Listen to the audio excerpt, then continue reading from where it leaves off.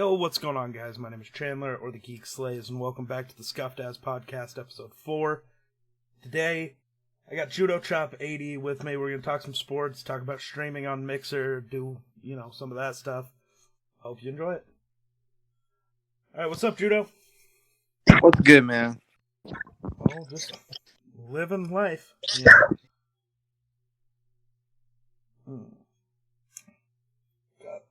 Got a blizzard going on outside. It's great. Wow. Might as well be a blizzard. Alright. So, I don't know really how I want to start this one off. So, I have two things I want to talk about. We're going to talk a lot of sports, because there's a lot of sports news and shit that we can talk about. Mm-hmm. But I kind of want to talk about just streaming in general. So what made you start streaming? What made me start streaming? I was just thinking about that this morning. That's so funny. I got into streaming. I've been actively watching streams for quite a while, like a numerous amount of years. I would just watch streams, and the reason why I would watch streams is a lot of times, because I play games frequently. Like, I want to see how a game is. I know you can do it on YouTube. You can just look up gameplay. But I like to watch streamers play the game and see how that impacts them, the games, so I can decide if I want to play it. I have a certain amount of games that I play primarily, but there's other games I like to dabble into, and I like to evolve as a gamer. There's a lot of it. Yeah, for example, like, I've got a Nintendo Switch, right? And I bought that to just primarily play on the go and play the first-party Nintendo games. But when I got my Switch, I was, like, opened up into, like, so many, like, indie games that are on there that in that eShop that I just love to play. So yeah, I watch streams, and I would often watch streams, and some of the guys that drew, like, their personalities and stuff drew me into their channels and stuff. And one day I was like, you know what? I was trying to push it onto my brother, actually. I was like, you should be a streamer. You should do this. I don't have the time for it. And one day I got a webcam, and then I just rolled with it. And I was like, dude, why am I doing this? I'm going to go and do my best to, like, see how I can be professional about it, not so much be a partner or anything like that.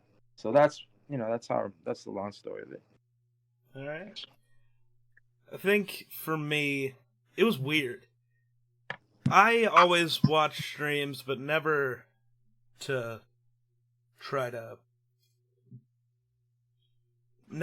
for seeing what games I wanted to play. I was just watching primarily people who were, like, better at the games than I was.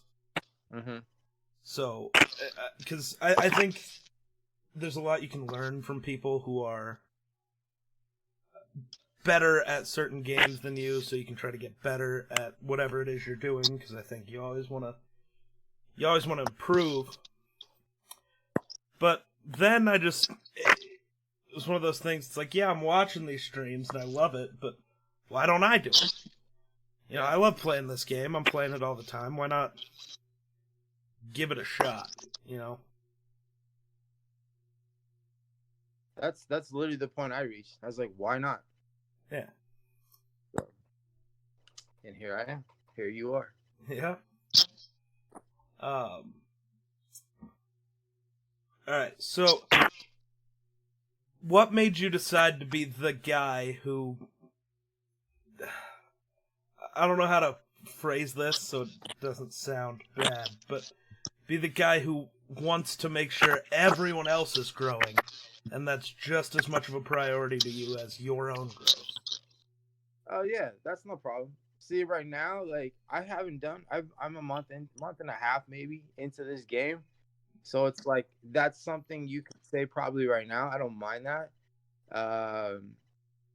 because I got so much of my personality and brand that I haven't unveiled yet, and then I haven't, evolved into. So for now, a month into it, that's fine. I'm totally cool like that. That's just my personality, though. Like, my personality is to treat people the way I want to be treated, and I have fun when I see everybody having fun. Like, I'm that guy that likes giving Christmas presents and not receiving any. I'm just like that. I'm weird. I like seeing other people happy. That must be why I like The Price is Right so much. I just love to see people happy. Um, but yeah, that's just how it is. I like, especially the people that I've invested in, like, that I've made relationships and formed them with on here. Like, I like seeing them thriving and having fun like I am. And, like, I'm not stagnant myself. I'm growing pretty well. Oh, true. I wasn't trying to say you weren't growing. I was just saying it from an outside perspective. No, yeah. Yeah. Yeah, totally. I'm just saying, like, I'm doing both at the same time. That's what's happening. So that's what I'm saying. Like, when I say, hey, I'm having fun over here and I'm, growing, pretty okay. I want to see the same for you. I want to see you enjoy what the success that I'm feeling myself, especially those that I form relationships with. You know what I'm saying? Like, I have vested in relationships with a lot of you guys, and I like to see you guys thriving as well because it's a lot of fun, man.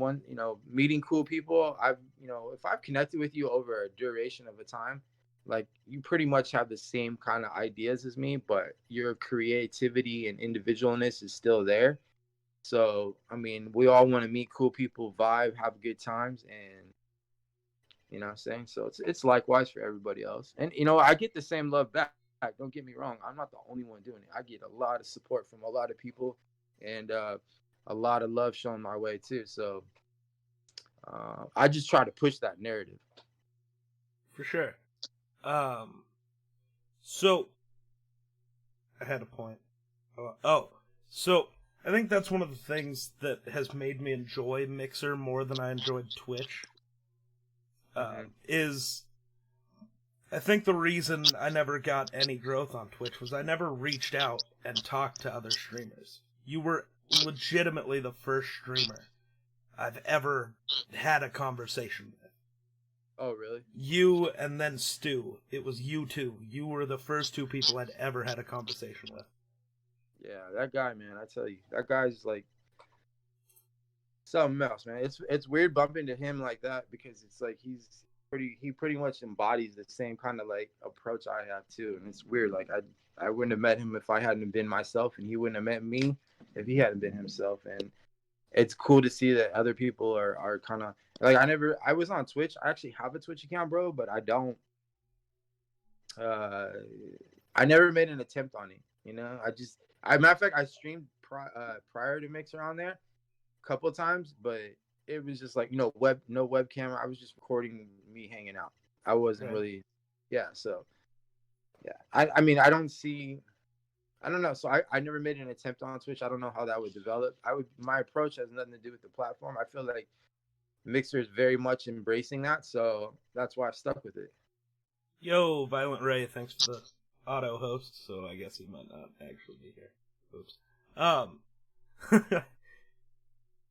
So Twitch, I think, is a really hard platform to grow on. There's so many eyes, but people have already found the streamer that they love to watch, the content that they love to watch. So I feel like Twitch on Mixer, yeah, there are the people like Ninja and Shroud, and Jared FPS, the bigger guys. But Mixer seems like there are more eyes to go everywhere, whereas Twitch, people have picked out their streamers and that's it. Yeah, pretty much. Another thing that's wild is I watch Twitch so much, and I'm an Xbox guy, so I obviously knew about Mixer. I made a Mixer account like 2 years ago when Microsoft went ahead and purchased it from Beam, but I didn't start streaming till February. But yeah, like, there's Twitch and there's Mixer. I had no idea there was Facebook gaming, and I sort of knew there was YouTube stuff, but not really. It's wild, man. It's cool, but wild. But yeah. Yeah. I feel like a lot of people didn't know about,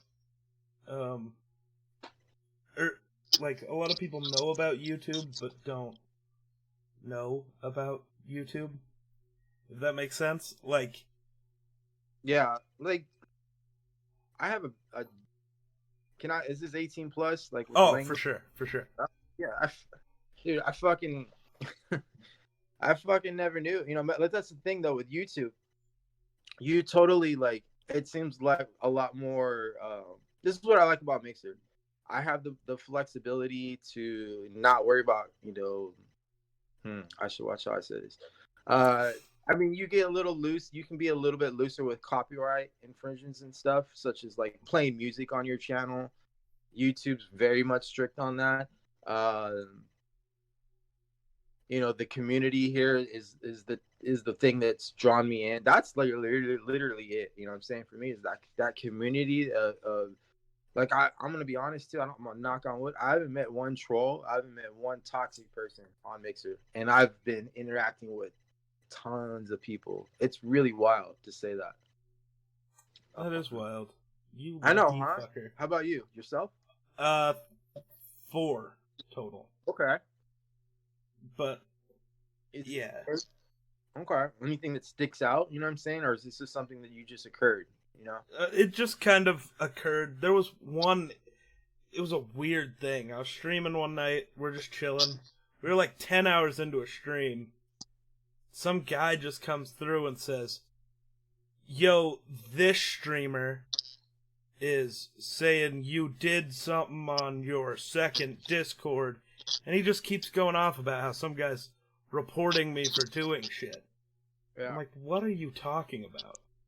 Mm-hmm. So, 2 hours later or whatever, I wrap up the stream, and the other guy had finished his stream, so I go back and watch through it, just because I wanted to see, if it was true, but I don't want to come off as an asshole and go in his chat and be like, hey, Yeah. And never once did he say anything about me or any other streamer. But he talked about the guy that had came in my chat, trying to get me to get all angry with him, who was trolling him and being like a complete douchebag to this other streamer. So, Yeah.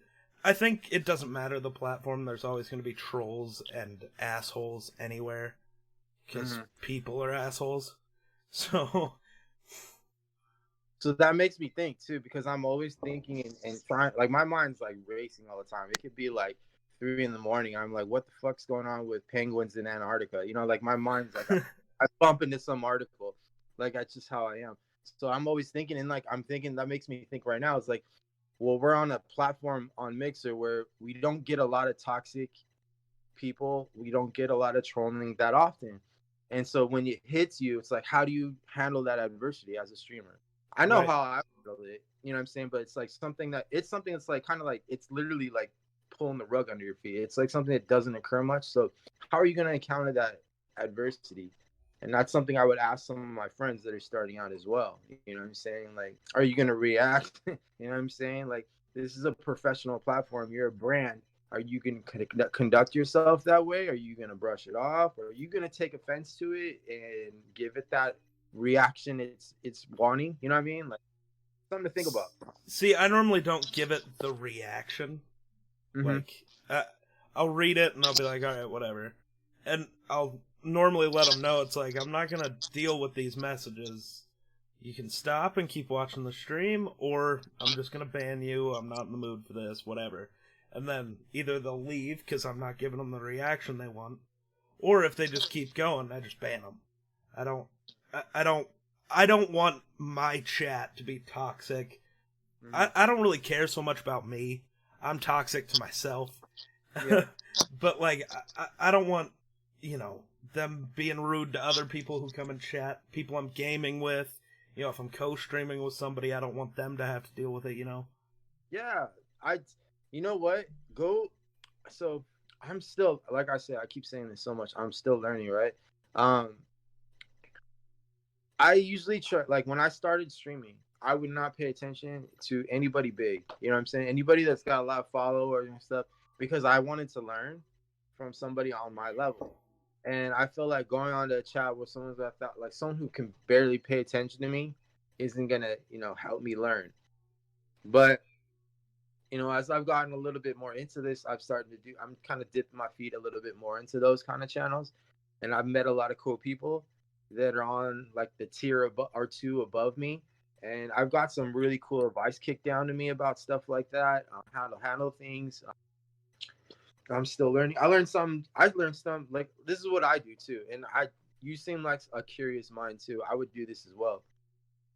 Either have a pen and paper, or, somewhere you can jot something, type it in real quick. I love to learn some shit every stream. Like, cause the conversations that I have with people, it could be something minute. It can be something big. It can be something about my stream. It could be something to improve as a streamer. It could be something off topic. I just want to Google and look up and find out more info on. I think it's cool, man, to it helps you more be artistic and stuff. So back to my point, learning. So yeah, I mean, like, how do we handle toxic people?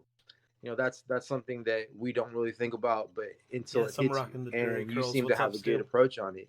Here's my other thing on that is, like, let's just say, here's an example of something I was doing.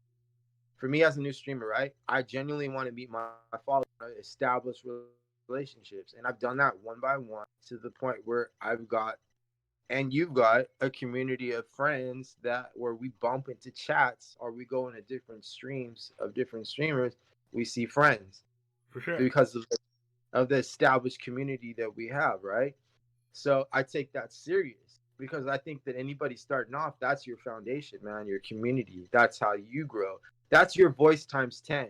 Get what I'm saying? Like, when you go out and start streaming, you want you're like out there and you're saying to yourself, or you post it publicly, I'm streaming and nobody's coming through. You know what I'm saying? Like, don't be upset about that. Just look at that as an example to, like, something to work on. You know what I mean? Nurse Stu says what's up, by the way. Tell Stu what's up, my guy. But yeah, I learned some. Check this out. So like I said, I take that super serious. Meeting your followers and establishing relationships. I popped into one guy's channel yesterday, and I'm like, "Yo, man, what's up? How's the baby?" The baby's going through some teething or something. I heard the baby in the stream the day before crying and stuff. I want to establish those. Those are important to me. So, and like I said, those voices, those people it amplifies your voice. So, Geek Slade comes on and streams. I retweet it. That's me. That's echoing your sentiments of what you're doing. So that's important. Networking is huge, but I don't take it like it's not business to me. It's personal. Like, I generally want to know what's going on with you guys and establish that stuff. So what I had done, which was kind of a mistake on my end, but it's a learn. Everything is at this point. I put in my bio, dude. I literally I said, if you put follow for follow in my chat, I will ban you. I'm not really thinking about it. I'm too focused on the aspect of, hey, like, I'm trying to generally meet people. I don't want that around me. It's going to stagnate my growth. I don't want padded followers. That's why I haven't joined a stream team. Right. Etc. Like, I want my number to be hardcore. Like, whatever my followers are, like, I want it to be a hardcore number. I don't want 9,000 followers and 2 people in the chat. I don't want 800 followers and a dead chat. You know what I mean? Like, and I also don't want 600 viewers and nobody saying shit to me because they're asleep. You know what I mean? Like, it's just for sure. You know what I mean? That shit just like, if you're gonna invest so much time into doing this and you're gonna have fun with it, like, dude, do it the right way, man. Don't take shortcuts and put in the work. There are no shortcuts. There really aren't, man. You're not gonna just be. So let's just say I started streaming, right? I know I'm rambling. I'm not. I'll give you a chance to chime in. Let's just say I started out as a streamer, right? And I knew somebody that that could link me up with people and viewers and etc. Like, and I get that right off the bat. What have I done, man, to grow as a streamer? What have I experienced on my journey? Like, all those things. There's no shortcuts, because eventually you're gonna have to answer to that. So, right. It took me about 1.5 years on Twitch to get to the point where I had anyone really in chat. Like, when I'd stream, I had 2 people who were consistent viewers. Like, that was it. come to Mixer, streamed for, I think, 3 days before you popped in my channel. And then, came into your chat either that night or the next day, I don't know. Yeah.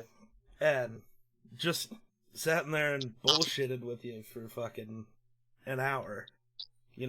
Met, I think it was that stream where I met Stu, and then Sasquatch, I think, was in that stream as well. Somebody. And, that was the first time I'd met anyone and got close at all with other streamers.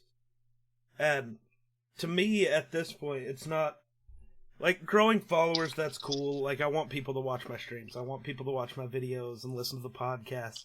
But it's also whatever. Like, I want to meet genuine people who I have stuff in common with. I live in a place where there's nobody here.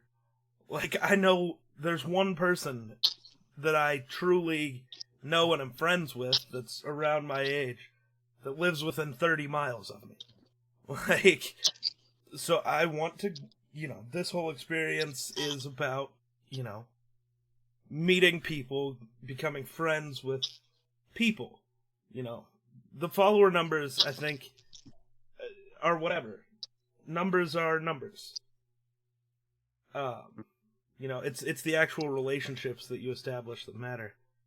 And that's why I hate follow for follow so goddamn much. Yeah. Because those people don't give a fuck about the people that are following them or that they're following. They just want the numbers. To them, it's all about, how do I get this follower's number up higher? How do I get up here? Where that's never going to get you very far. If we do follow for follow, I'm never going to retweet your stream out. If we're just doing it purely follow for follow, I'm never going to let anybody know, hey, go check out judo. It's about the relationships you establish and the talking with people. Yeah, I've basically come to the conclusion, I've gotten some good advice from higher ups. Like, just don't even pay attention. Don't pay. I took it out my bio. I don't pay attention to it, and if it happens, it happens. I can time out that for a little bit, and they'll go away anyways. You know what I'm saying? They're not going to stay. And to be honest too, my other thing is like, what I would normally take personal on it is like if I follow you back, I'm taking, and you're like an unworthy follow because you're just somebody that's just wanting something that else out of it. Like, you're taking time away from me that I could be giving to somebody that's worth it. I could be spending time in Geeks chat or Stu's chat or Pockets chat, anybody. I could be in their chat, hanging out, giving them that support that they deserve, and I'm not, because I'm trying to establish something with somebody that doesn't care. So that's another thing. It's wild. The other thing that bothers me sometimes about people is like these streamers you'll see with 2 or 3 viewers, you pop in their chat and you say what's up, and you sit there for 30 minutes and they never look at their chat. Oh yeah, man. It's like, come on. I go into chats and I'll be like asking question after question after question, and I know they're not going to see it right after that. And then finally I'm like, all right, adios, man. I just came in to pop in and support you. Next time, check the chat, and then I dip out. See, I have trouble sometimes with checking chat, but it's not like for hours at a time. It's like in a certain part in a Warzone match, I'll get like super zoned in. How do you, okay, so there's a question.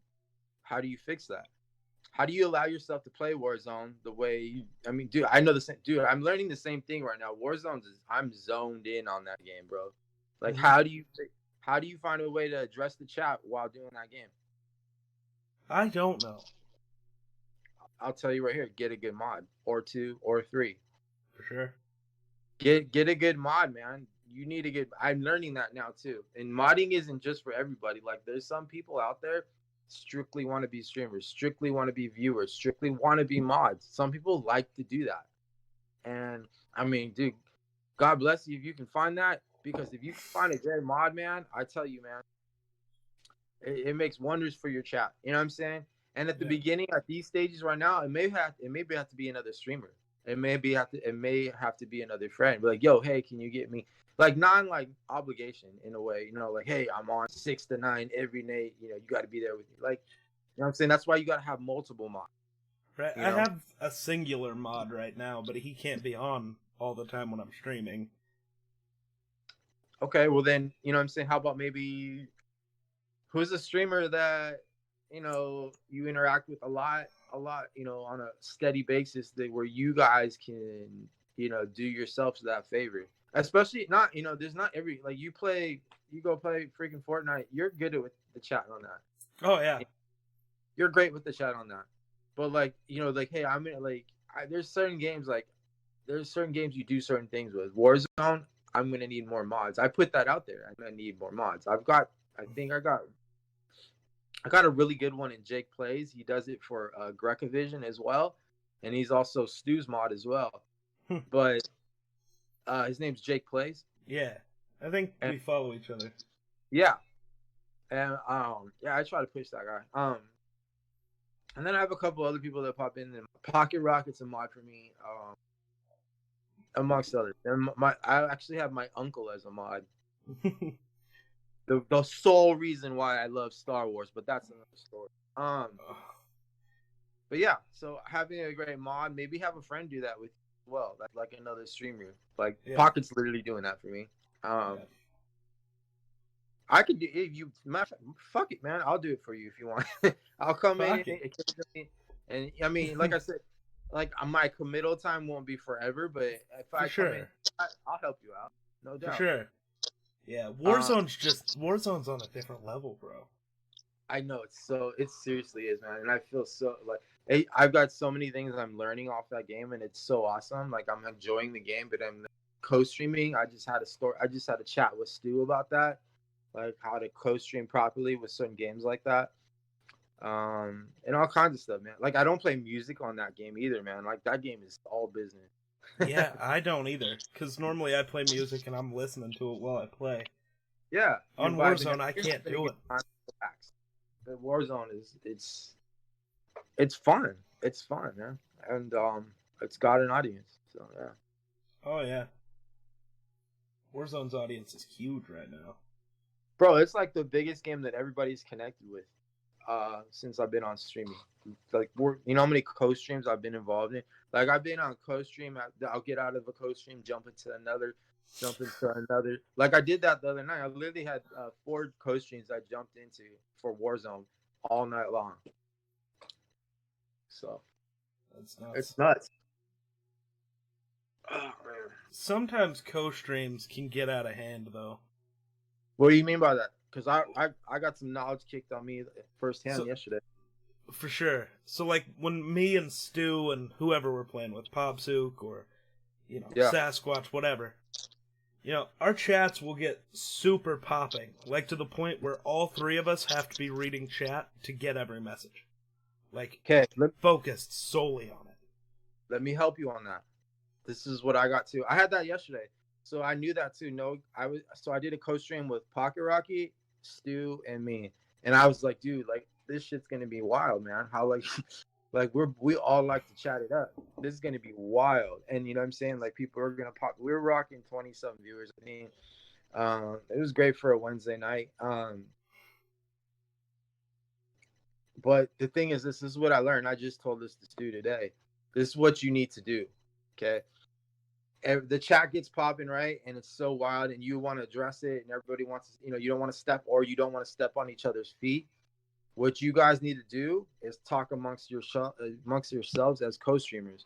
So say like I'm co-streaming with you and Stu, right?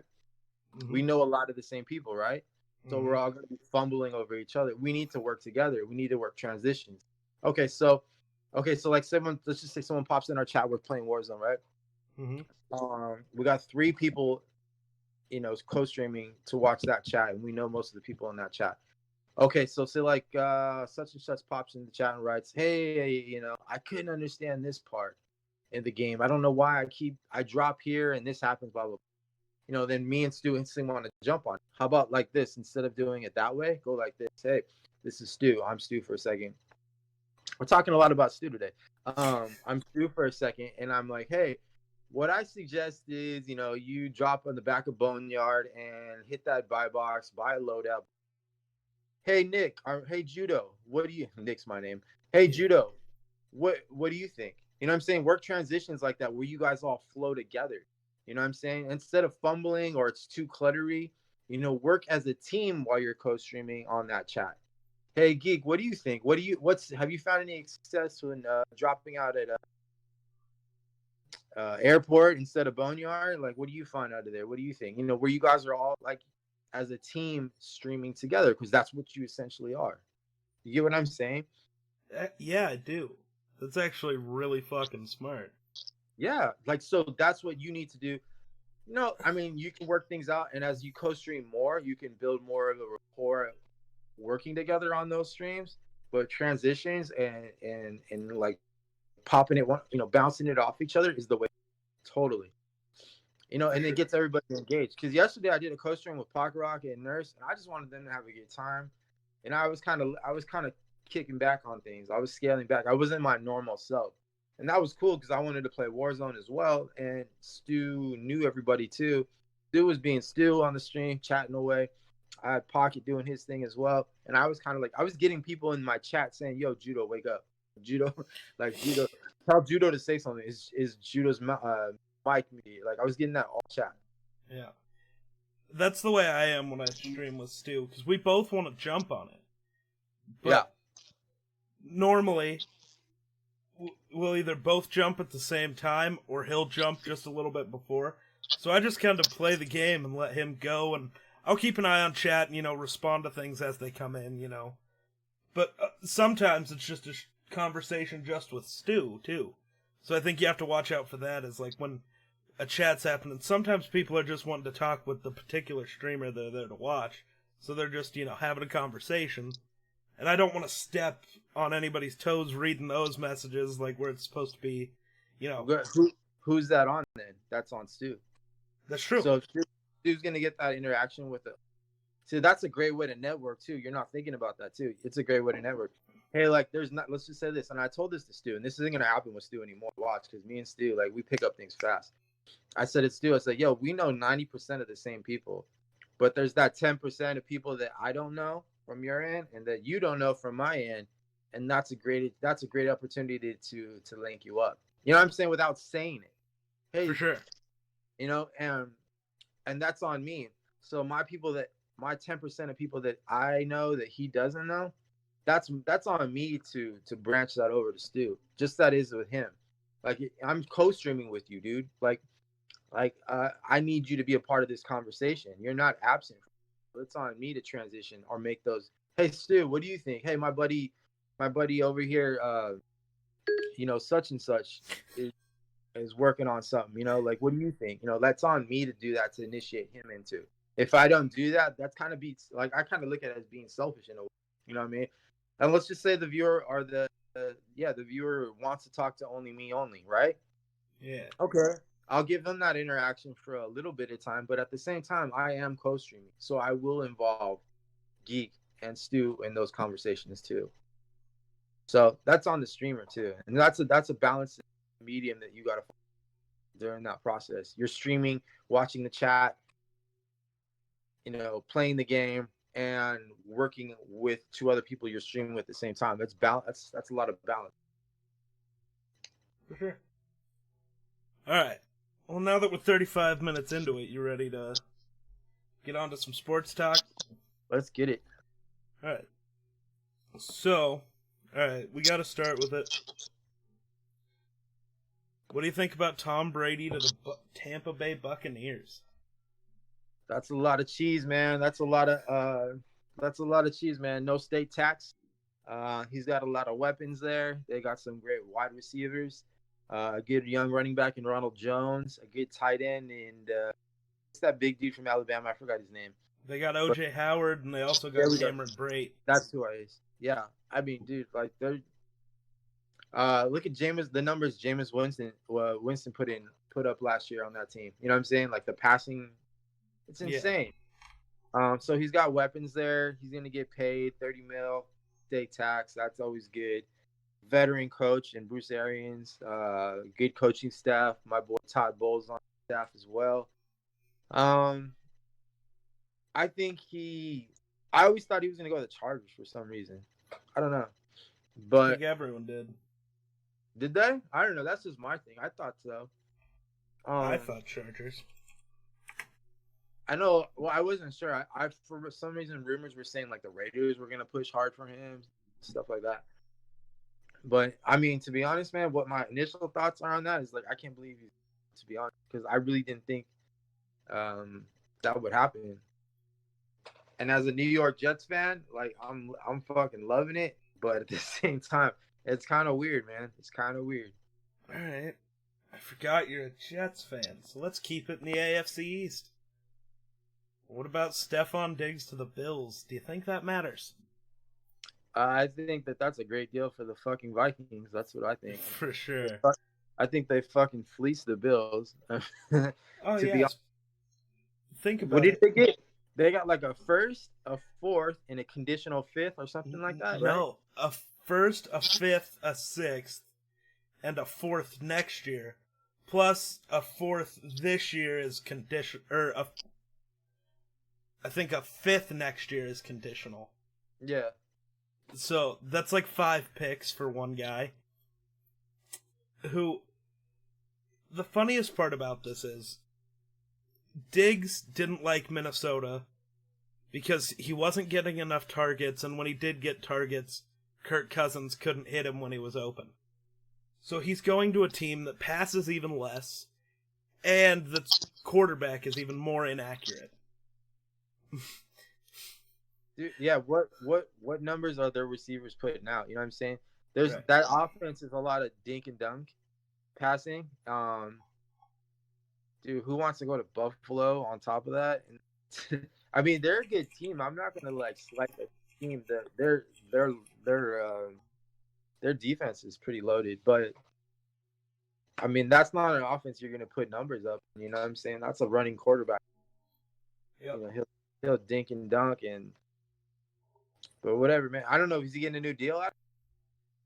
New contract? I don't even think he wants one.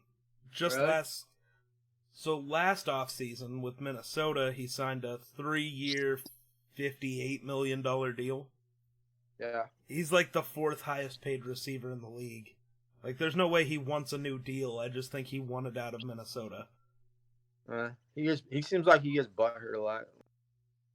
Yeah, he's always like he seemed like somebody that would jump to social media every time he's not feeling it. Like it's just that butthurt mentality. I don't know. like What's up? If you look back to the playoff game against the Saints last year, Diggs only had 2 targets. He was on the sideline throwing his helmet and throwing a temper tantrum because he wasn't getting the ball, even though we were winning. He didn't give a shit about winning. He wants his stats. He wants his numbers. Yeah. I mean, that's a position. The NFL is such a short-lived career, and there's got to be a lot of pressure. I mean, but like, at what point in time, like, what are most of these guys trying to strive for? The Super Bowl? Yep. Or that contract, right? Some security. And he seems to already have the contract. I mean, I don't know. Man. To be honest, they overpaid for that much draft capital they gave up to that guy, and the value that he brings back. Like you can get that on the open market with Amari Cooper. You know what I mean? For no picks. Right. Essentially, you know what I mean? Why don't you just sign that dude? I mean, you sign him to similar numbers if and you don't give up the picks. The reason they have to give up the picks is because they're the Bills. No receiver wants to go to Buffalo. It doesn't matter if Patrick Mahomes was the quarterback in Buffalo. No receiver's going to want to go there because it's Buffalo. For 6 games out of the season, you can't throw. Yeah, and I wish I was an analytics guy because I would the first thing I would do is I would go look at how Diggs does in outside stadiums, cold weather stadium games. I would dig up that info because to be honest, I mean he's in a dome, man. My buddy today hit me up this morning. He was like, he's a huge Packers fan, and he's like, oh, Eric Ebron put out a tweet. He's trying to hit up, Aaron Rodgers, to link them up. And I'm like, dude, that guy sucks outside the dome. Like, he was great. He was great in Indianapolis. You know what I'm saying? He should be hitting up Drew Brees, man, and go with the Saints. For sure. You know what I'm saying? Like, you don't want him in Green Bay. I don't know, man. It's just wild, man. You could have just signed Amari Cooper and kept those picks. That's what I say. I think Cooper's a better receiver too, to be honest. Yeah, that's the funny thing. So many people have come to me because I'm a big Vikings fan, and oh, you lost Diggs. Oh, it's like, I don't care. We traded away our second best receiver. Thielen's better. Thielen is better. Plus, we're getting that first. So now we have the option. Anthony Harris, the safety that we franchise tagged. The Browns want him. You know how genius that move is by the Vikings? The franchise tag Harris? No. To unload Diggs and that money and get that. Yep. This is one of the best wide receiver drafts in. You know what I'm saying? Like, this is one of the best there's so many good receivers, and you're in the first round that are going to be picked up even in the later rounds. Yep. And you just picked up a first round.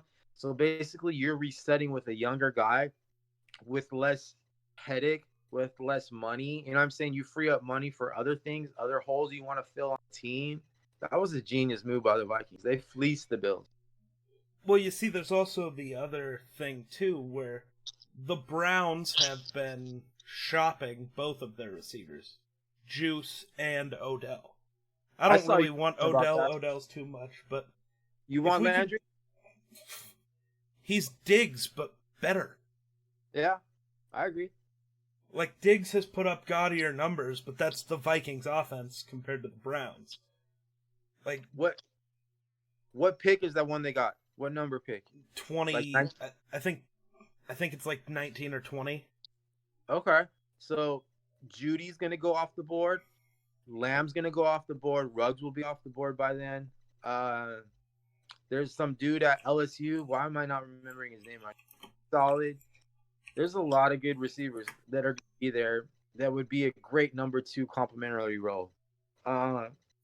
So even if you don't okay, what are you going to give up for Juice? What's reasonable? So that's the thought. Is the Browns lost Demarius Randall and one other safety. They just signed Carl Joseph, so they have one guy. We franchise tagged Anthony Harris. So I'm thinking Anthony Harris and the 6th round pick we got from the Bills. The Browns get safety help and they get another pick. You know how much the Browns love picks. Yeah. Then we get Juice. That means in the first round we can take an offensive lineman at 19. And then at 23, when we have our first round pick, we can go out and get one of the 12 corners that are going to go in the first round. And then the thing I love is in the second round with our pick, you go get Antoine Winfield's son. So, the all-time great Viking. You bring his son in, who's a safety, to replace Anthony Harris. If you can make the Juice trade work while keeping both your first and your second round pick, you can fill almost every hole on the roster. Now, will the players all work out? Who knows? That's a whole different question. I would not give up. That's without a doubt. I would give up. I would give up a first for Juice. I don't know if that's gonna happen. I don't see the Browns dumping Juice, especially when the relationship with OBJ isn't that strong at the moment as is. So unloading his best friend, I don't think that helps. What's the Vikings' first round pick that's their own one? What number? 23. 23, I believe. Okay, so they have the bill. Well, they could package that up and go and make a play as well. Right. Or you know what I would rather them do? This is what I would see. Just you tell me you know your team better than me. I would go this. I would do this route. You got 2 first-round picks. You got some freed up money. I would make a play for a corner. Didn't you guys just lose one? Lose Rhodes, right? We've lost 3, actually. Okay. We There's lost a guy. Rhodes, Trey Waynes, and Mackenzie Alexander. There's a pretty good guy on the market right now in Detroit. I think you should go after him. Darius Slay. Oh, you don't know? What? He got traded to the Eagles. Okay. I woke up and he got traded to the Eagles. Gotcha. Yeah. All right. Okay. Reverse. All right. Oh, we'd have to give up 3 firsts to get a player from Detroit, though. What did they give up? Division shit. Let me look.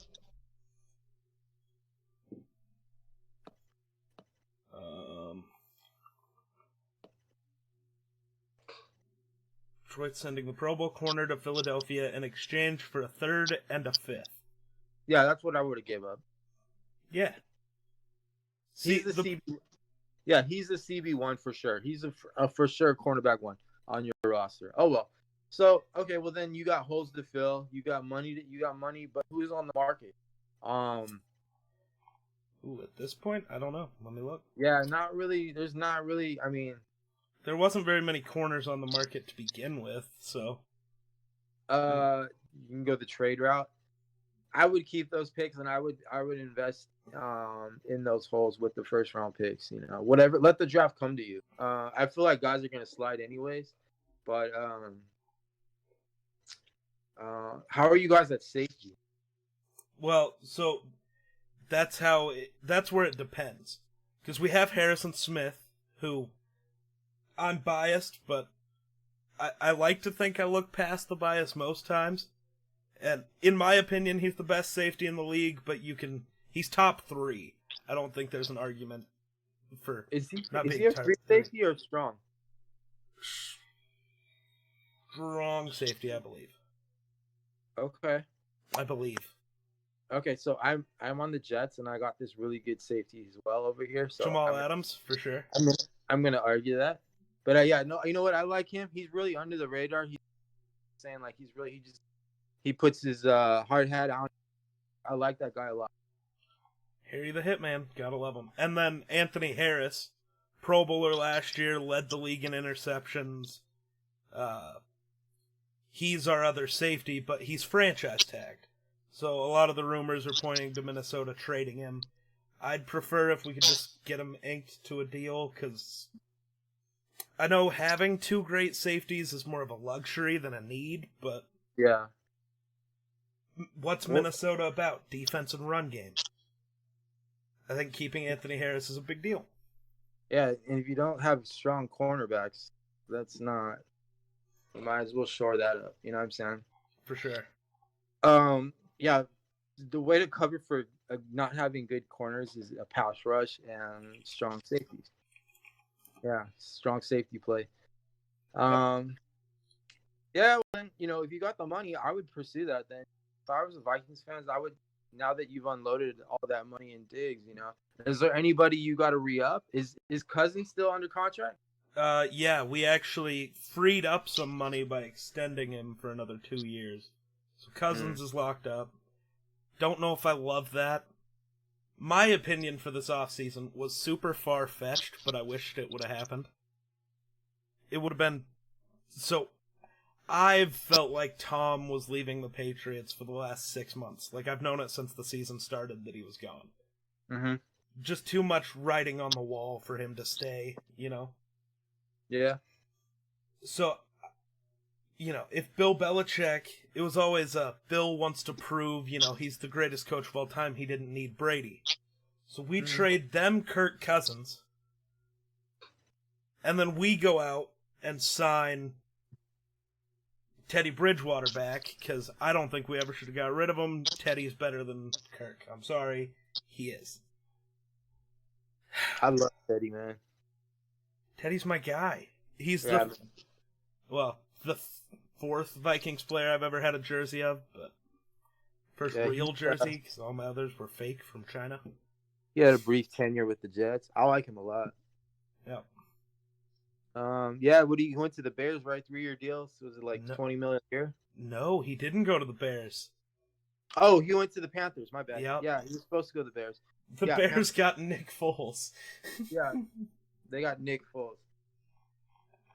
Yeah, That's big rough. dude, didn't they just draft Trubisky? Yeah, shit. 3 years ago. Same Yeah. year as Patty Mahomes. What's the deal with him? He just made the Pro Bowl a year ago too. They're really that sour on him right now, or what? I think Matt Nagy, their head coach, was really that sour on him. Huh. Last year, if you watched them a lot, you could almost tell that they didn't want Trubisky to do anything that could make him look good. See, that's your division. You would know better. I don't really I follow it, and fantasy football helps me follow it. The only real sport that I'm super invested in, I follow sports. I know what's up every day. I know the daily, but the sports that I'm super invested in are baseball and MMA. But football just comes in that second hand to me. I know it, For sure. Obviously, I know my team, and you know yours, and you should know your division. So that's why. That's kind of surprising. I mean, it's not, but because I know they've been sour on Trubisky all last year. There's a lot of. Yeah. See, my two sports that I'm invested in and just know shit, extra shit that I shouldn't know, are football and basketball. And then baseball is just kind of, it's second nature. I listen to it, I pay attention, but I'm definitely not watching every game like I do in football. In football, I'm watching everything. Yeah. In basketball, I'm watching most things. I don't watch everything, because, some teams are just so hard to watch. Dude, I don't even watch the NBA, to be honest. Basketball is my first love, too. I don't even watch the NBA. I do, but, I guess I don't watch any sport right now. There are none, so. Yeah, I follow it. I haven't watched an NBA game. I can't even tell you, man. Partly, a full game, I haven't watched one in a while. And it probably was, the finals a few years or something ago. I like college basketball better. I coach college basketball. I'm not college. I've coached high school basketball. And any coach that, tells you to watch basketball, they'll tell you to go watch college instead of the NBA, man. The NBA is just a fun game. And yeah, really until the playoffs, the NBA doesn't matter. Unless there are big games, like the last Lakers-Clippers game that happened a couple weekends ago. That was something that both teams got up for, Do you play sports games ever? Would you stream them? I've streamed 2K a couple times. Didn't buy... I don't buy Madden anymore. Why? Madden's fucked, dude. Ultimate Team is so shit. You think so? Dude, the fact that I have to spend $100 to maybe get a card decent enough to put in my lineup is garbage. I don't make enough money to blow 10 grand to try to make a decent MUT team. You could grind. Okay, that is the most terrible argument. Did you play Black Ops 3 a lot? 3. There's 4 of them, right? Yeah. Came out in 2015. I played it a decent amount. Yeah. That was the supply drop system in that game with all the guns. Uh-huh. You could earn crypto keys every game. You could grind. Oh, that's right. Okay, but you would never be able to play that game enough to get enough crypto keys to buy everything. Okay, well, what are you talking about? What cards are you talking about? Those cards that I'm just meaning packs in general. They've overpriced stuff and lowered the amount of whatever the currency is. What's your what have you played last year? What's the last 19, I think. Whatever one had Antonio Brown on it. Okay, so yeah, I played that one a lot too. I generally buy Madden, if it's not a Patriot on the cover, which it was for 2 years back to back, a couple years ago. I will buy it because I like MUT. That's the only reason why. And what I generally do, it comes out early July or I generally don't play that into September, like at all. I get into September and I haven't touched it since. And same with this year's. And my MUT team, that's all I played for that 1 month or whatever. I think my overall team is like 85, 84. I don't think that's not bad, man. I think I got a balanced team for only a month's playing.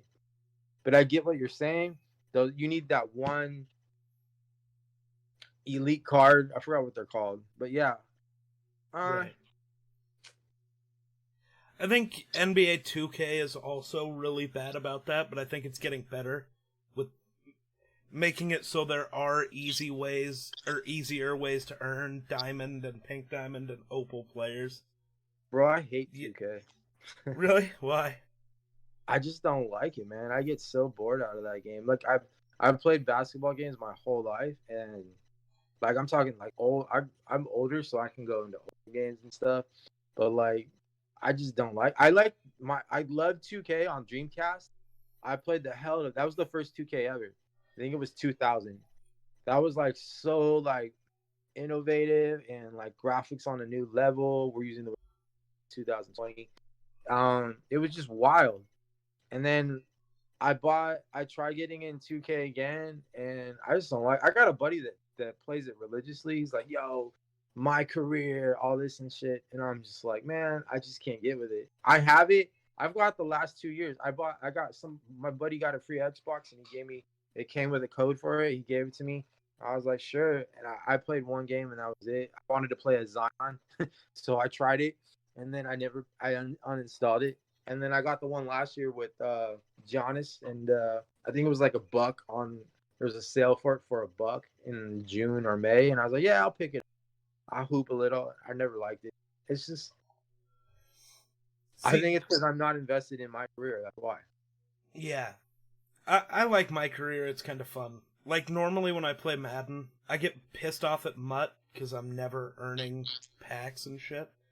Yeah. So I'll go play like franchise mode and just screw around as, a person I create and just screw around. That's what I play Madden for, is just to chill out when I'm not streaming.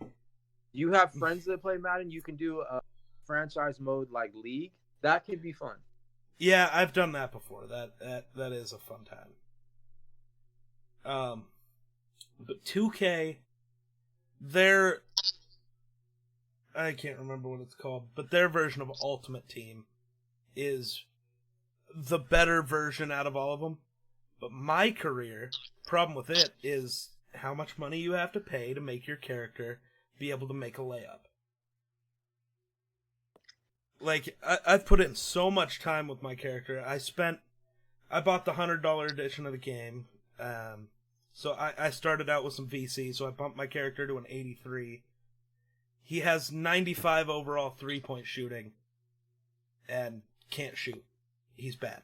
Like, he cannot make a shot. Because you have to pay more money so you can get badges and get all this extra bullshit that you can't just, like, if all you did was play my career games, it would take you 20 years to go up an overall point. Like, I played 35 games, I think, as an 83 overall. Still haven't been able to hit 84 overall yet.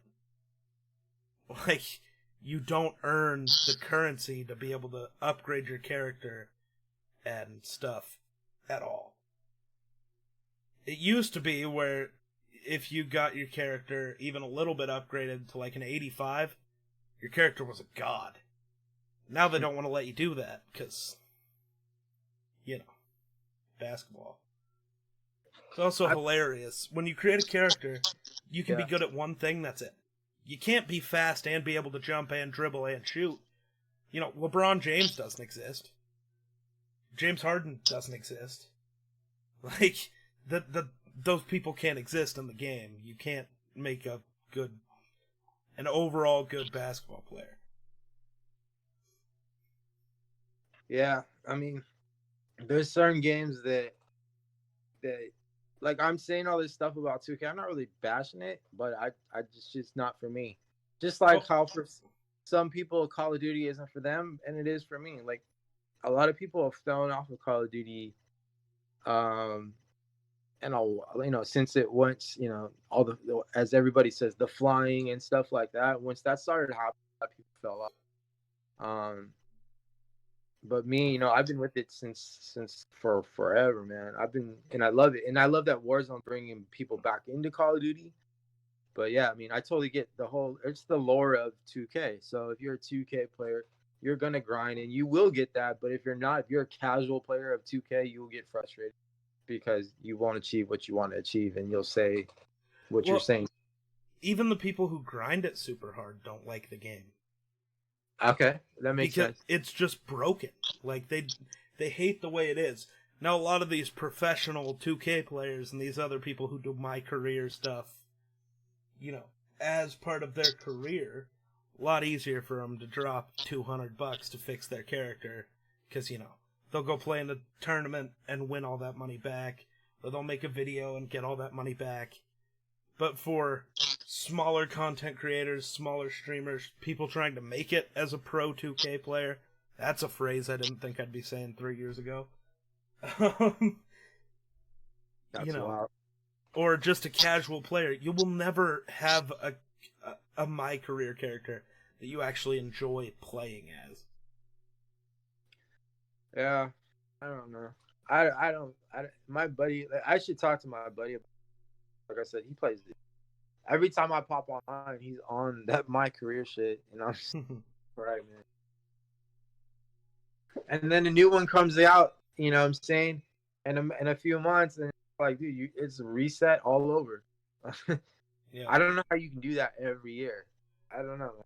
I think that's the same argument people can make about Call of Duty. Like, why do we give so much of a fuck about our stats when in, a few months, you're going to just start all over. Re-get all those camos you grinded for. Re-get all those stats you grinded for. Go for the nuke again. Go for all this shit that you've done every year.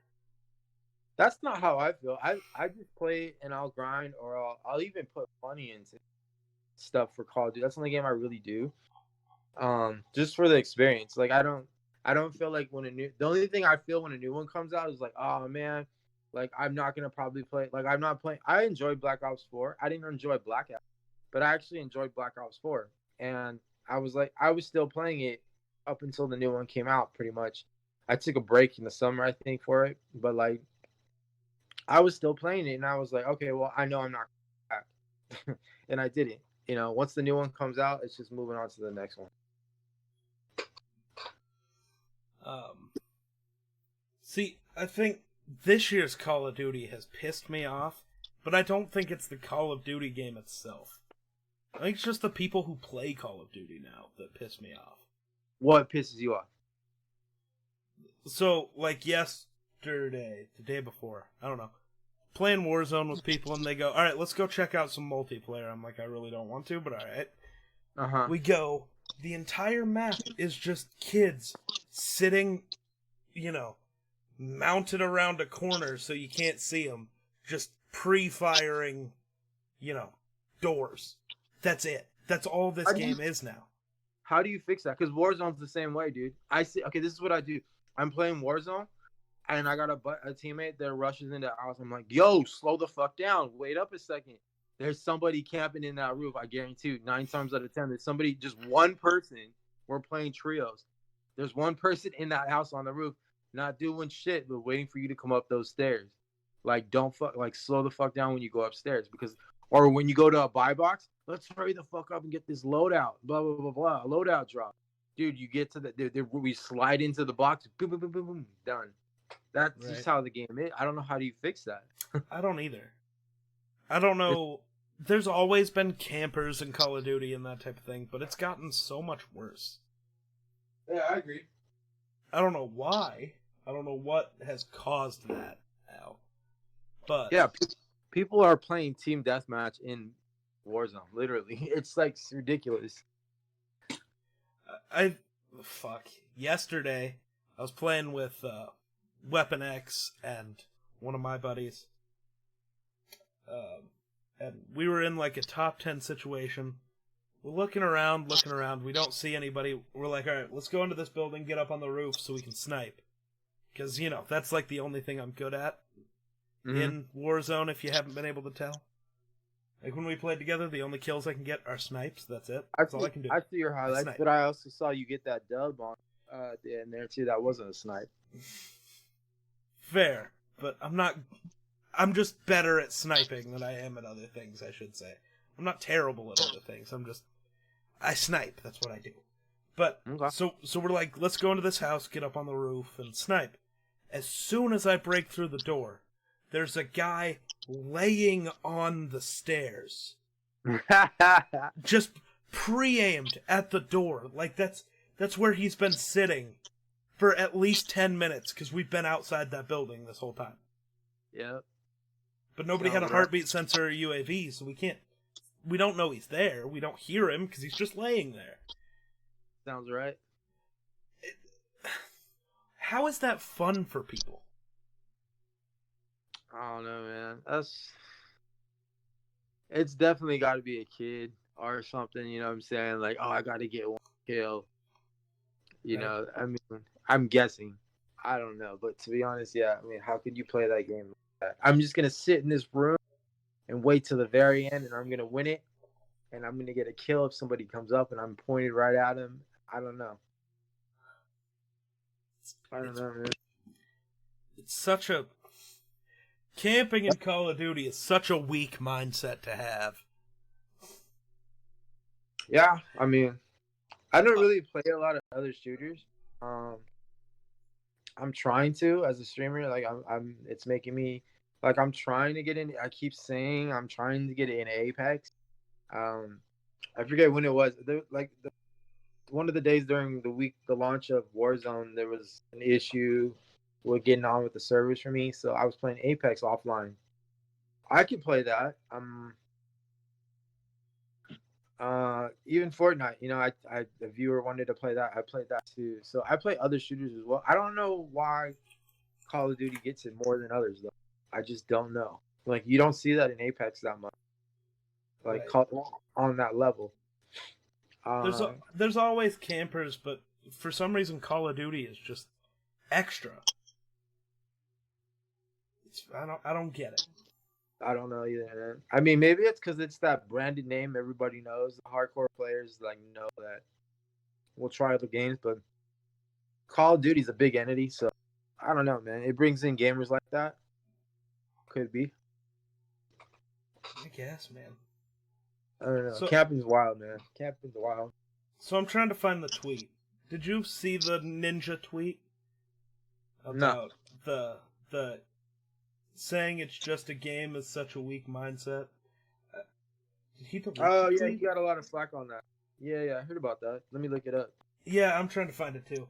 Because I want to get it right before I ask you this question, because I don't want to...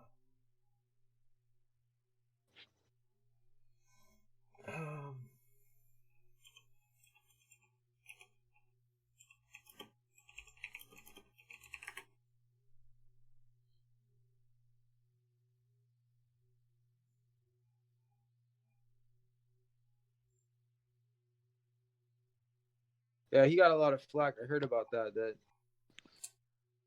All right, weak so about competition and. Okay, so I have the whole tweet here.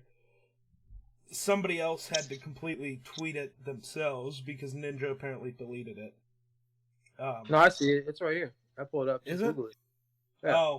Oh, I'll read it to you right now. The phrase, it's just a game, is such a weak mindset. You are okay with what happened, losing, imperfection of the craft. When you stop getting angry after losing, you've lost twice. There's always something to learn and always room for improvement. Never settle. I agree with that last part, but where he started out, not so much. I agree with it all. Really? Maybe it's just because I'm a super competitive person. Okay, well then, yeah. If you got that approach, yeah, you could. There's an argument there. The only thing I see that I think if he would have changed the wording from angry to like frustrated or something, people wouldn't have twisted it so far. Because so many people were commenting, punching walls and stuff. Ninja's saying that's okay. No, it's just if you lose and you're just like, whatever, who cares?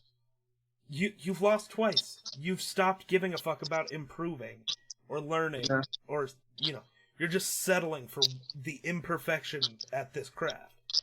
And he's not just saying video games, he's saying it anything in life. If you're trying to be a streamer or a professional gamer or a football player or whatever, Yeah. losing an imperfection should frustrate you or make you angry or disappointed and make you want to improve and learn and see what you can do better. But here's my thing with that. If he would have tweaked a word or two in that, it would have been cool. Do I have a problem with it? No, I don't really give a shit. To be honest. But this is the thing right here. I get what you're saying, and I agree with what you're saying completely. Like, why do something and you know what I'm saying if you're not all the way into it? It's that Mamba mentality. Okay, keyword Mamba. Anyways, and I get that. You know what I'm saying? It's like, dude, if you like, but that's where he's coming from, and he didn't really clarify. Is from a competition perspective. Video games aren't all competition. There are games that people do. People play games for a lot of reasons. It's not competition, and he didn't clarify that. And I'm sure that's where he's coming from, and people are just jumping on him. So he says when you, okay. So when he says the word you, he's referring to anybody but himself. I mean, everybody else besides him. Okay, if he would have just kept that to himself, I would get that. Okay, you're ninja. I get where your mindset is. Yeah, you want to learn. You know what I'm saying? There's a good quote by Conor McGregor. He's like, I never lose. I either learn or I'm either I'm either learn, I either or whatever, I win, something like that. I never lose, basically. So basically, he takes every experience as an experience that he can improve, and I get that. You don't fully you don't lose.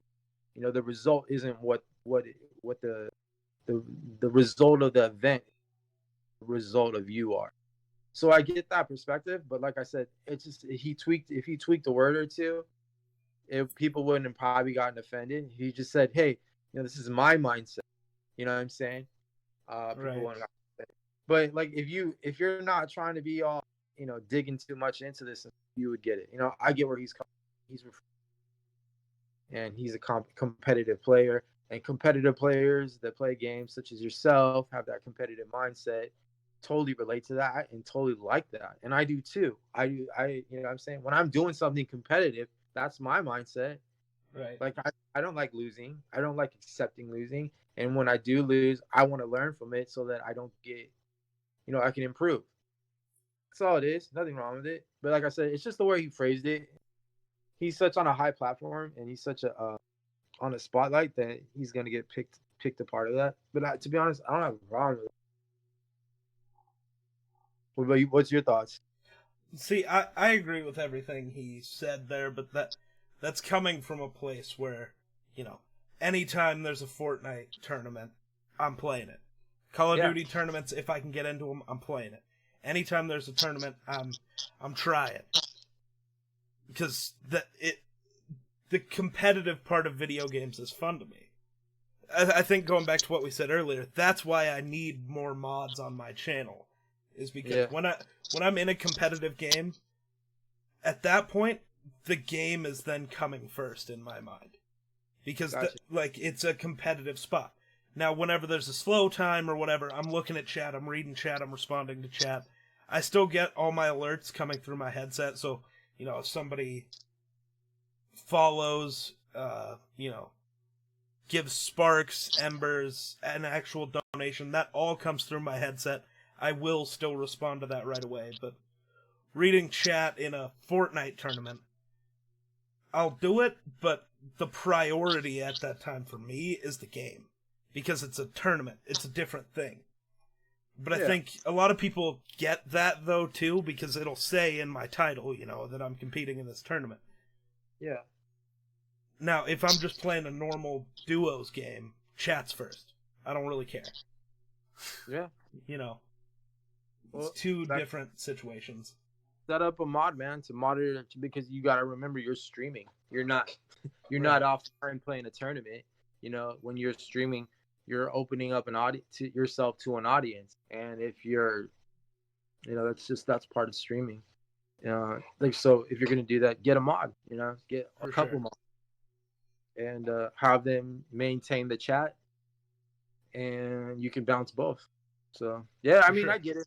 To be honest, man, like I pick my battles with stuff. Like I like to have fun. I'm at Warzone. I do want to get wins, and trust me, it bugs me when I play along. I do a long stream, and I don't. It bugs me to a degree, really. When I don't get a win, like for example, I didn't get a. I won. I won a couple right off the bat, and then I didn't get a win all weekend. Like I didn't like all that, and then on Sunday or Monday, the very first game of the day, boom, I got a. And I was like, okay, cool. So I get it. The competition does get you at times. For sure. But I don't know. I think part of the problem is we just live in kind of a weak culture now, where that I really hope that gets clipped and taken out of context, because that'll be fun. But where, like, having a competitive mindset or giving a fuck about a craft, wanting to perfect something and putting all of your time into streaming or making videos or something, that doesn't happen. People just want shit to happen for them right away. And if you say that's a weak mindset, you get attacked. Because other people don't want to put in the work. I see where you're going now. Now we're going on to today's. We're changing this into society today. I get what you're. Yeah, man, I agree, man. We're such a sensitive society nowadays, and I mean, in all ways, in all kind of ways, man. I'll give you. I was born in the '80s. Okay, I'll give you an example, man. Everything is so sensitized and toward everything. You watch a horror movie in the '80s, there's a scene where these a couple's getting it on, right? And they're laying in bed afterwards. The sheets are below the tits, okay, in the '80s. Okay, they're just laying in bed. They're uncovered. It's just no reason. Okay, nowadays it's got to be covered. It's just you got to there's no corners cut, man. Everything is just so sensitized, man.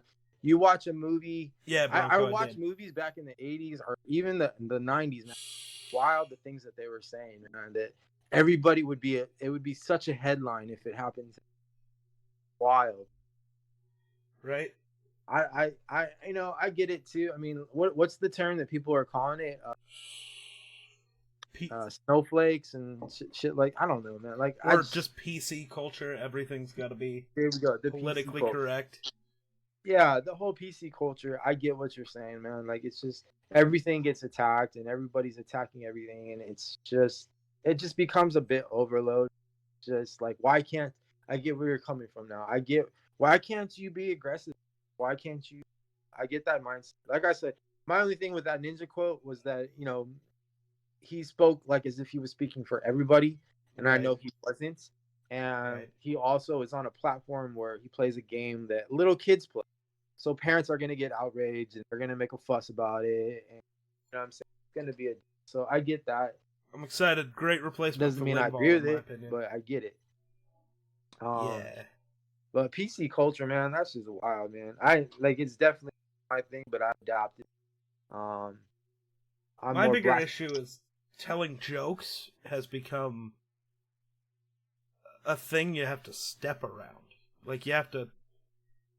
If you make a joke, somebody's taking it out of context to say it's not a joke. Yeah. So, somebody's going to tell you, I'm a racist because I made a joke, or, an anti-Semite, or something. You are something because you made a joke. Dude, I just saw the tweet of the year the other day. It was, what's the guy who plays the Star-Lord in Chris Pratt. Yeah. It was an article where it was a picture of him holding a water bottle, right? Sure. Plastic water bottle. And he got so much flack for doing that, for holding a plastic water bottle. He had to put out a statement apologizing for that. And then somebody retweeted, "If I die today, it's from laughing." You know what I'm saying? Like off of that quote. It was just hilarious. Man. This is the things that we're getting outraged for are like ridiculousness. That's just insane, man. I'll try to find that to forward it to you, but it was just hilarious. Dude, I don't know. It's so difficult to, because I don't know. I'm big into just saying random shit and making jokes. Like, Yeah. I know certain lines not to step across. I think everybody does. There's certain things you just don't say. I know you do. But I'm still gonna make a joke. Like, and it bugs me more when, like, I make a joke that involves, you know, Jews, right? A Jew joke. You make a Jew joke. Can't go there. No, I still do. The thing that bugs me is I've never had an actual Jewish person be mad at me for making a Jew joke. Yeah. It's always somebody who's not. That just can't thinks. Do that, man. Just can't, man. Especially like online or in any kind of recorded way. You just can't do it. I've made so many at this point. Edgy humor is apparently my brand now. Do you know like how many people are probably like employers look at that stuff too? Like it's just so costly. You have to like you can't do that. You can only do that kind of stuff like in a personal conversation, you know. Right. You know, that's the only time you can really get away with it nowadays.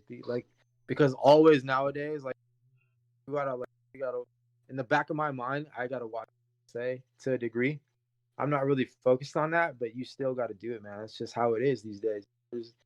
There's consequences for the things you say and gets put out into the cosmos, man. It's just the way it is. I just forwarded that tweet to you, by the way. Oh yeah, I just looked at it. It's fucking hilarious.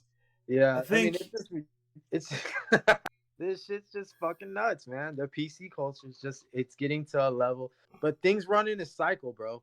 Like this phase it's an era. It'll pass and things will go back. Like we'll go in a cycle. We'll literally get back to where we were. It's just how it is.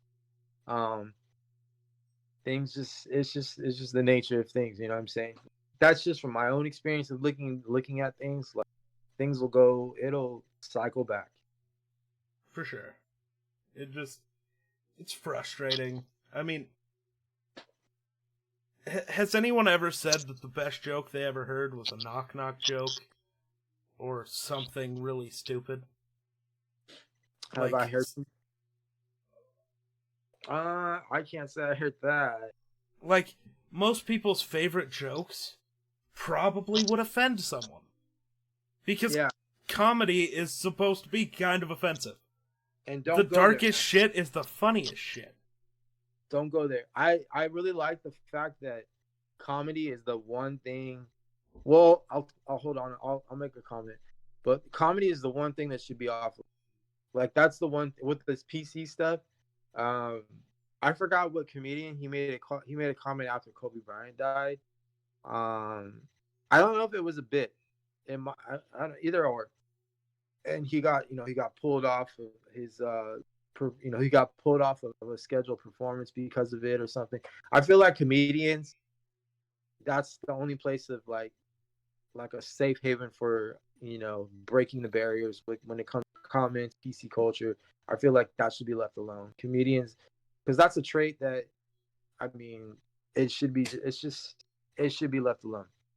I think intent is important. Like the intent behind words. When you say something, how you intended it is important.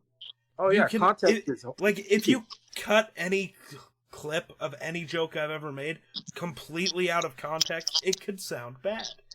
Yeah. But when you listen to it in the full context of everything that's going on at the moment, it's not. I think comedians, you can tell the intent of what they're saying. I think there will always be certain things you should never say. That's fair, that's fine, that's whatever. But like, everything's always blown out of context. Right. Do you remember the whole PewDiePie scandal that happened in 2016? Remind me. I do not. So, he made a bunch of videos talking about stuff, and he'd make Jew jokes and Hitler jokes and whatever. And the Wall Street Journal took those jokes, cut out all of the context, and just put in these weird clips that they decided to put in, and put out this hit piece that said PewDiePie is an anti-Semite. He then lost his sponsorship deal with Disney. Excuse me. Lost his YouTube Red series, and was the reason for the whole big adpocalypse thing on YouTube. All because everything he said was taken out of context. A couple months later, the Wall Street Journal actually had to issue a public apology to PewDiePie because of all the backlash they got by everybody who's actually ever watched a full video saying, that's not what he said. You're taking these certain things out of context. But one of the writers for that article, when PewDiePie made a video talking about it, and he said, does context not matter and whatever, and PewDiePie went back to this guy's Twitter and found these old tweets about him making black jokes and Jew jokes and all these different jokes. And he said, if context doesn't matter, you should be canceled for this shit too. And the guy was like, that's completely different, and anybody arguing that context is important is just dumb. That's a bad argument, you're a racist. No, context is the most important thing. It is. Context is huge. And you have to juggle that too. That's the thing. Like, people in the spotlight have to juggle that. I mean, saying something and then having it printed, like, it could be the same word for word thing. Like, the context of the way it's interpreted is huge, and it magnifies in certain ways, and people run with that. Something to be trendy, and it gets feet, and it just moves in a direction that it's completely not intended. But that's just how things are. And people have to be careful. It just sucks that you have to watch everything. I don't know. That's why I just think people need to pay it.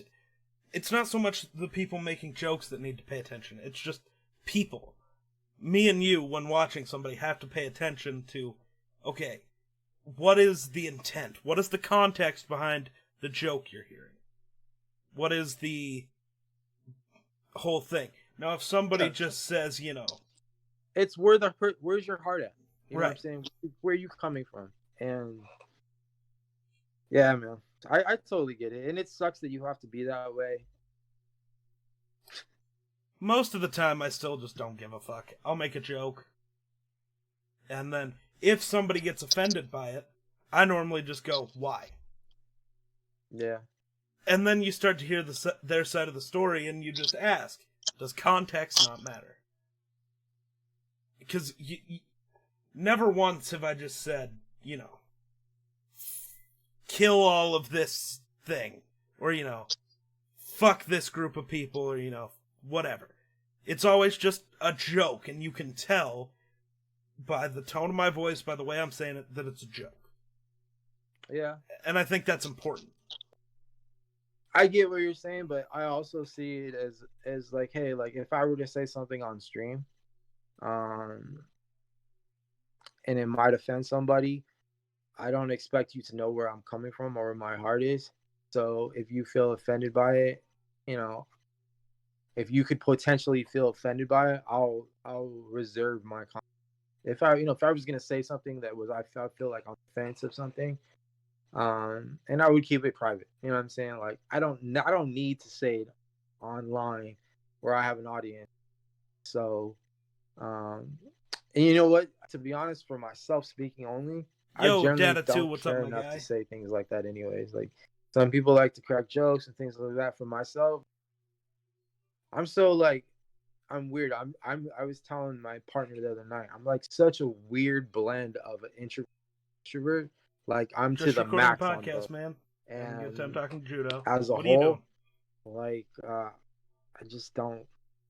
You won't catch me making comments. That's basically what I'm saying. I won't make. But I get what you're saying, and knowing you as a person, you know what I'm saying, and knowing you over time, I get where you're coming from.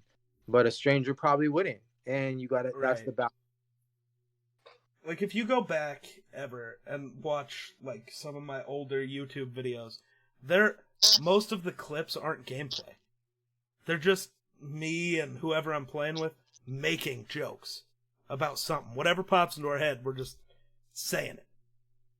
And I think throughout those videos you can tell where it's at. or like, what's going on. And my entire streams, at least used to be, now not so much, but used to be just, I was streaming while I was recording videos. Like, the whole point of this stream was to record content for whatever video I'm making today. So I'm streaming for 8 hours, and then I gotta edit all that footage down into a 10-20 minute video. So, just whenever a joke comes up, that's what it is. A lot of my old videos are either we're just running through a field making jokes, like if we're playing Fortnite, we're just running, it's not the actual fight. Or just sitting in the lobby, saying stuff. Yeah. So, best way to fight that, I have a buddy that he's into film. He's a film graduate.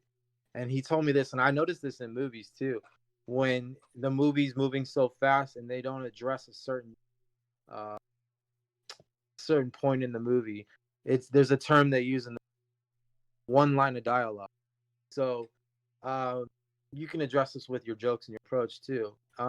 Yo, Dad of Two, thanks. Like, so, hey, remember when you watch a movie and they're like, hey, why didn't they go to the planet and do this thing and blah blah blah? All you gotta do is one line of dialogue.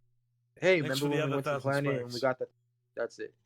Done. You don't have to spend 30 minutes showing it, explaining it. You just one line of dialogue. Right. So in your jokes and stuff, you can one line of dialogue it. You can be, hey, this is where I'm coming from. No offense to people. See, blah, blah, blah. So then lead into the joke. What? But why do that, right? Right. Give me just a second. Dizzy, you hear no audio? Looks like it's working. Are you sure? Dizzy popped by and said he can't hear anything. I'm very confused. Not on the stream? Data 2 says the audio is fine, so I don't know what's happening. But, so, I don't know what of my YouTube videos you've watched, but like, I think the one I uploaded just before that Warzone win. I saw the crypto. I didn't get the Warzone one. What are you talking about, podcasts or what? No, the just my actual YouTube videos on like the Geek Slays channel. Okay, the clips. I've seen your stuff. What are you specifically saying though? But like I made a video called Call of Duty Prison Bound. Oh, haven't seen that. Okay. In that video, we're all making jokes about. So the clip that made all this happen was one of the people I was playing with. Name was Captain America, and he ran in front of me, and I shot him on accident. So I killed my teammate. I was like, I killed Captain America because he's fucking dumb and doesn't know how to get out of the way of bullets. So then somebody made a joke, about how I'm a terrorist, and we just ran with that for 30 minutes making jokes about it. So at the beginning of that video, though, I put in a disclaimer, just like, this is all jokes, we're not trying to offend anybody, this was just some stupid shit that we all came up with, and we just ran with it, whatever, it's funny. I think sometimes there has to be a disclaimer for people, like, this is all jokes. Yeah. Like, you can tell that. It's jokes by three people who are friends who are just bored as shit at 3 a.m. and just saying stuff. Does your bio say that? That your channel may contain stuff like that? See, I think I probably need to make it that way. You need to do that. For sure. Yeah, put that in. Yo, Neff, how you doing? Put that in your bio. This channel will such and such. Put some verbiage on there that indicates what may occur. Right. There may be jokes some would deem offensive, and I'm sorry, but and I never go way too far with shit. Like, I have a pretty solid idea of where like lines are and what shouldn't be crossed. Yeah, I don't think you're on that. I don't think you're one of those people that crosses the line. But I think that, what I'm saying, just being a laxed mindset that, and in the culture that we're in right now, right? You could be, it could, I don't know, perhaps be mixed up with in a certain way. But yeah, I definitely, for sure, I see 100% no part of you doing anything like super offensive. Oh yeah, I'm not trying to hurt people. I'm just trying to make you laugh. Like, That's my goal. I want to entertain you. Yeah. So I definitely think you should put that in there. And also, just to take into consideration, when people come on to be a part of your channel and stream or whatnot, um, let them know in advance. Hey, this stream, this audio, this podcast, it may contain sensitive stuff. Just heads up. Just out of respect for them as well. Like I was literally having a conversation online with good, but last night I cut the stream completely, and we played offline together for hours. So, just keep in mind of that as well. People got their own brands Yo, to Neff, protect thanks. as well. Gotta love the hair. I don't know. You always got to. When I co-stream or am playing with other people who are streaming, I dial shit back way far. Like, I don't want to make your chat uncomfortable. I think, especially if I put all the verbiage in my bio and stuff, people know when they come onto my channel that I'm not going to be, entirely PC. Like, there are going to be jokes that could offend you. But I think it's my responsibility not to be like that if I'm streaming with you. I think that's my job. Now, yeah, I think so too. I really do think so too, because you're not just your identity right there. You're three others. I agree. I'm the same way, but it's in a different perspective. Sometimes I chat, like I said, the three-way chat coach stream last night. I'm a chatty guy too, man. So like, I didn't bombard you with my stuff too. So yeah, it's just something to work out. But I totally get it. I think for you, man, like I like how you own it and you're all about it. What I am, what I do, how I talk. So put that out there. right. Put that in the bio so that you don't have. There's no worries. You can be you in comfort. Right. Because I think anybody who's watched all of my streams and videos or talked to me knows nothing I say is of malicious intent. Well, okay, that's a lie. Sometimes I scream at people, but it's never anything about race. It's just like, God, you're stupid. I hate you. Like, to people, like my friends or whatever, they'll do something stupid, like shoot me in the back of the head for no reason. And it's like, God, I hate you. I hate you. I wish you would fall down the stairs. Yeah. It sounds very malicious, but I don't know. That's different. Yeah, some people, like I said, some people are really caught up and they really just, when they get online, that's their therapeutic time as well. And they don't themselves. They're confident that there are people that are not with any ill intent toward anything, and they don't want to have to censor themselves at all. So I totally get it. I just feel for myself, I don't have to change much, but also I'm fully aware that I'm not. I don't know what the word is, but I do have to censor. I have to be cautious. That's better, not censor. I have to be cautious. For sure. So, for sure. So, Noah J456, he's a YouTube streamer. His channel is very, like, PG-13. He rarely ever curses, rarely says anything bad. But people were getting mad at him because he'd have, Nadeshot or Courage or some other streamer playing with him. And, they would curse a lot because that's what, like, they don't filter themselves. That's how they talk. That's what they do. Yeah. And Noah put out a thing. He was like, if I'm streaming alone, the streams are PG-13. That's how it'll be. But I refuse to make somebody change the way they talk for the sake of my stream. Yeah, I agree. I think that's fair. I think the jokes and weird shit that I do sometimes, I have to dial that back because that's a totally different level. But I think asking somebody to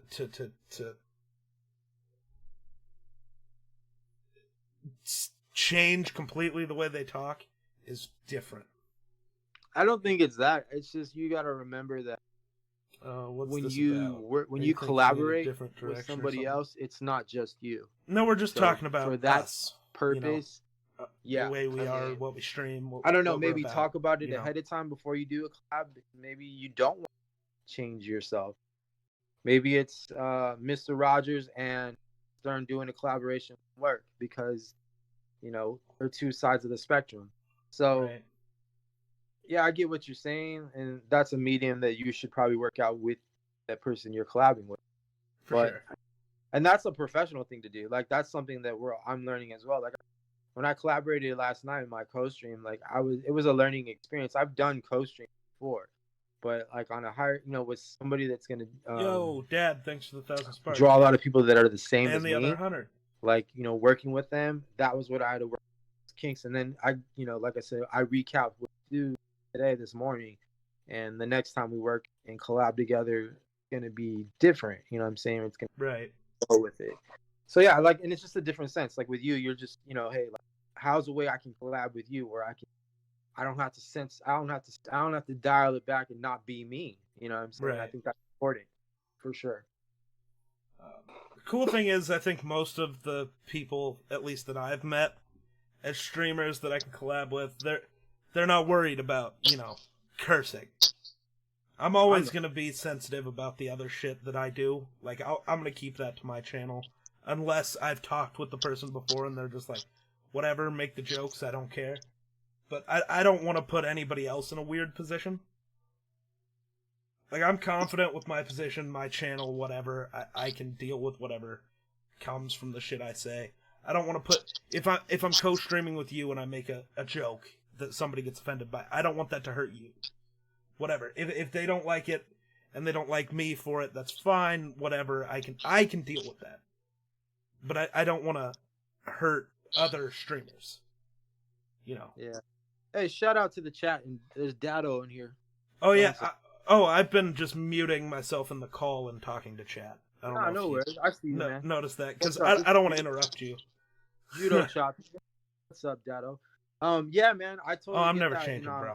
I honestly, man, I got 18 plus on my channel. I probably drop about 3, 4 to 5. I don't really cuss a lot. Like, I'll cuss. Like, trust me. Like, I never rage. That's weird. You know, the one thing I never picked up since I've been streaming, I've been a lot more mellow. I'm a mellow dude, but I've become way more mellow streaming. It would seem like you would be the opposite. Like, you'd rage more, but like, when you play so much and stuff, but I became so much more mellow by streaming on games.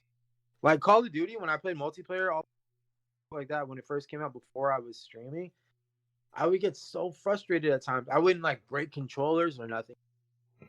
With the camping and things, oh, it's so cheap, blah, blah, blah. I never even act like that. I don't make comments and stuff. Like, I'm just so mellow with just having fun and vibing. Oh, dude, I'm entirely opposite. I always raged at games, but I still do. Like, yeah. I've had to get better at muting my mic when I'm playing with people so I can scream about things for a second. Or like punching my desk. I've never broken a controller. I don't break things. But it's just, I get so frustrated because as soon as I die or whatever, I see what I could have done different to have made the right play, and it pisses me off. It's like my brain's 3 seconds behind with what I should have done instead of what I did. That's insane. Yeah, I don't know, man. Weird. And it's just organically happened. I didn't tell myself I was gonna, hey, watch yourself on stream. It just organically became that way. So it's whatever's to me, But yeah, it's just wild, man. Yeah. All right. Are you planning on streaming tonight?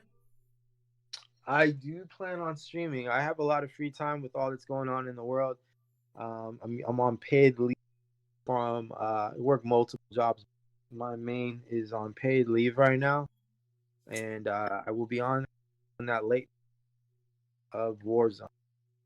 But I don't know. Are you going to be playing Warzone? I'm not sure. I'm going to have to get the podcast down, re-downloaded, edited, and then I got to put out the video and then upload it to both podcast sites for tomorrow. So once all that's done and my internet stops being used, I might stream later tonight, but I'm not 100% sure. Okay. It depends. My internet's slow, so it depends on how long it takes to get stuff out. Are we wrapping up right now? I think so, unless there's anything else you want to talk about. Maybe we can say that for another episode. Maybe we can say that for another one. All right, bro. But while you got me, you wanted me throwing a plug out there real. Oh, I was about to ask you.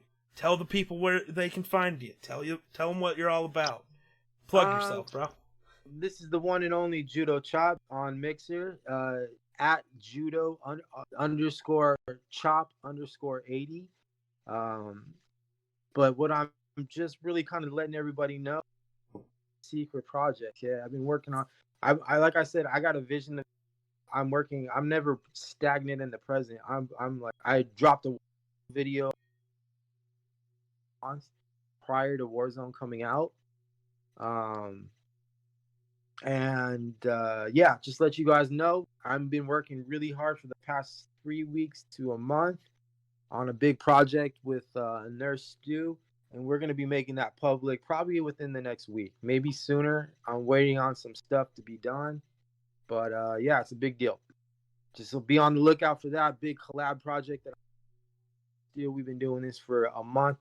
We put a lot of energy into it. A lot been secretive, very secretive between me and him, and we cannot wait to announce it to everybody. So be on the lookout. Nurse Stu, Judo Chop 80 collab coming out, and it's gonna affect everybody. It's gonna be big. Ooh. Even I didn't know this shit was happening. Nobody knows, man. Yo. It's hard, man. I hate keeping secrets, especially when I'm so excited and happy about it. Same with him, but yeah, it'll be coming out. Like I said, I think it could be any publicly. It could be in a week. I would say that. Ooh, Nurse Stu in the chat just saying secret. I don't love it. I don't love secrets, but yeah, man, ooh, gotta put it out there. All right, both of you, we got to do a special episode of the podcast the day you're uploading it, or doing however you're doing it. We can gotta do get that. both of you on, talk about it before it comes out. Little sneak. Little sneaks. I'm not sure if we'll get the podcast in the time, because I'm not waiting. I'm back, and then me and Stu do a few things behind the scenes. I'm ready to drop it. So we'll see how soon that comes. We might end up doing a podcast together where I'll talk to you about what we're doing with that. Right. I don't want to say too much. That's it. I'm gonna keep my. All right. I get it. Everyone, right. Exactly. Everybody will love it. Everybody will love it. But yeah, just in case anyone missed that, go follow Judo on Mixer. Mixer.com/judo_chop_80. Is that your name on Twitter too? All the underscores? Same deal. Judo Chop 80. Alright, yeah. Go give my man a follow. Thank you for coming on. It was a fun time. Thanks for having me. Appreciate it, man. Later, chat.